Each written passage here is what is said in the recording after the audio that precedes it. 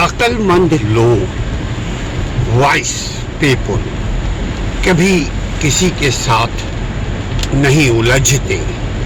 عقل مند لوگ، پیسفل لوگ، دانش مند لوگ کبھی کسی کے ساتھ تلخ کلامی نہیں کرتے، یعنی بات وہاں تک نہیں پہنچتی جہاں سے تلخ کلامی شروع ہو، چونکہ وہ جانتے ہیں کہ اس کا انجام سوائے منفی کے، اس کا انجام سوائے خرابی کے اور کچھ نہیں ہوتا. اس لیے کہ اگر کوئی الجھے گا، اگر کوئی تلخ کلامی میں حصہ لے گا تو یقیناً اگلے بندے کا شاید کچھ بگڑے یا نہ بگڑے، مگر ہمارا ضرور بگڑے گا، اس لیے کہ ہم اس مزاج کے نہیں ہیں. اسی لیے کہیں کبھی بھی کوئی عقل مند آدمی کسی سے نہیں الجھتے، کسی سے بحث نہیں کرتے، کسی سے تلخ کلامی نہیں کرتے، اور اگر اگلا شخص بحث کر رہا ہے تو دوری اختیار کرتے. اگلا شخص اگر اپنے کلام میں، اپنی گفتگو میں تلخی لا رہا ہے، یعنی تلخ کلامی کا مرتکب ہو رہا ہے، تو ہمیں کیا کرنا چاہیے؟ بچنا چاہیے اس سے، کیونکہ اس سے جھگڑے فساد ہوتے ہیں. اسی لیے عقل مند لوگ دیکھیے گا وہ لڑتے نہیں ہیں. کیوں؟ کہ ان کو معلوم ہے کہ یہ گناہ بے لذت ہے، اس کا کوئی فائدہ کسی کو نہیں. بحث کو کبھی وہ طول نہیں دیتے، بحث کو کبھی وہ لانگر نہیں کرتے. بات شروع ہوئی، بات میں اگلا شخص ضد کر رہا ہے، اپنی بات پر اڑا ہوا ہے، تو اور ہم اگر اس کو طول دے رہے ہیں، سمجھانے کی کوشش کر رہے ہیں، تو سمجھ لیجئے کہ وہیں سے تلخی شروع ہوتی ہے.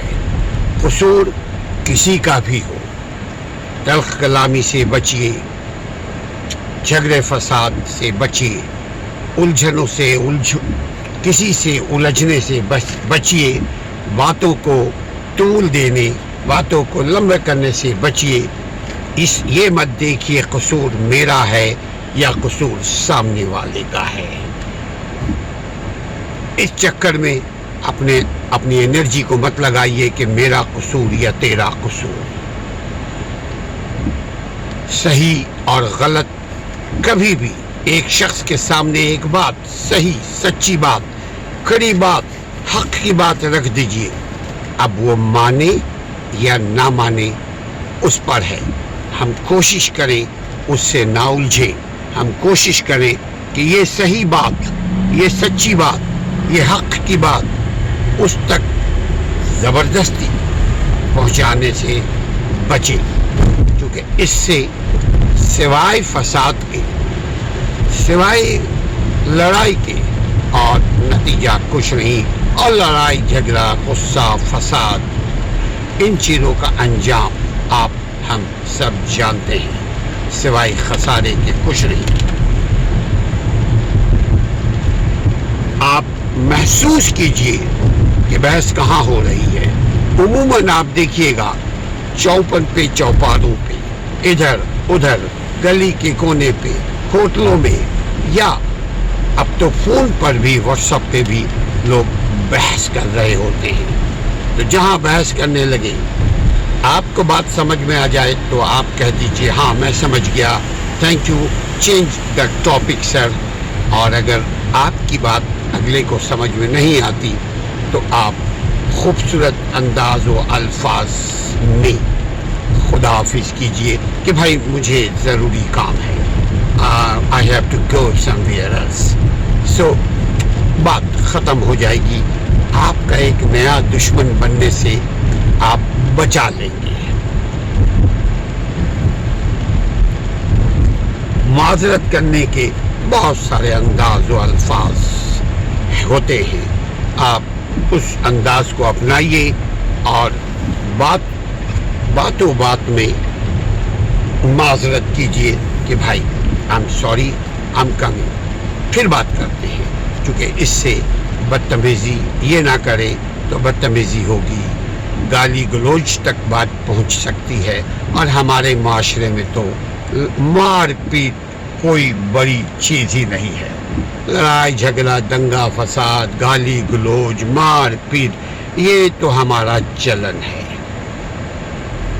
تلخ کلامی یا کسی بھی قسم کی فضول چیزیں اگر ہم محسوس کریں کہ بات دہرائی جا رہی ہے، اگلا دہرا رہا ہے یا ہم دہرا رہے ہیں، تو اسی وقت وہاں سے ہٹ جائیے بہانہ بنا کر۔ اسی میں آپ کی عزت ہے، اسی میں آپ کی جان بخشی ہے۔ یہی عقل مند لوگوں کا طریقہ ہے۔ اپنے آپ کو، اپنی مال کو، اپنی عزت کو، اپنی جان کو بچائیے ہر قسم کی بحث سے، ہر قسم کے دنگا فساد سے، ہر قسم کی تلخ کلامی سے، ہر قسم کی بات کو طول دینے سے، ہر قسم کی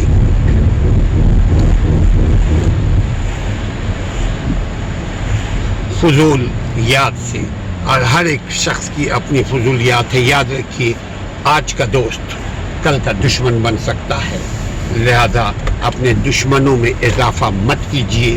خاموشی ہزار نعمت ہے، آپ کی جان، مال، عزت، آبرو سب بچ جائے گی اگر آپ خاموشی سے موضوع کو بدل دیں گے اور وہاں سے نکل جائیں گے۔ اسی میں آپ کی عافیت ہے۔ آپ بچیں گے تو دنیا دیکھیں گے۔ جزاک اللہ خیرہ۔ امید ہے بات سمجھ میں آ گئی۔ سب سے پہلے مجھے تو ضرور سمجھ میں آئی کہ نہ ہم الجھیں، نہ اپنی بات کو زبردستی دوسروں تک پہنچانے کی کوشش کریں، نہ اپنی آواز کو دوسروں کی آواز سے بلند کریں۔ یاد رکھیے، ان چیزوں میں کچھ نہیں رکھا سوائے خسارے۔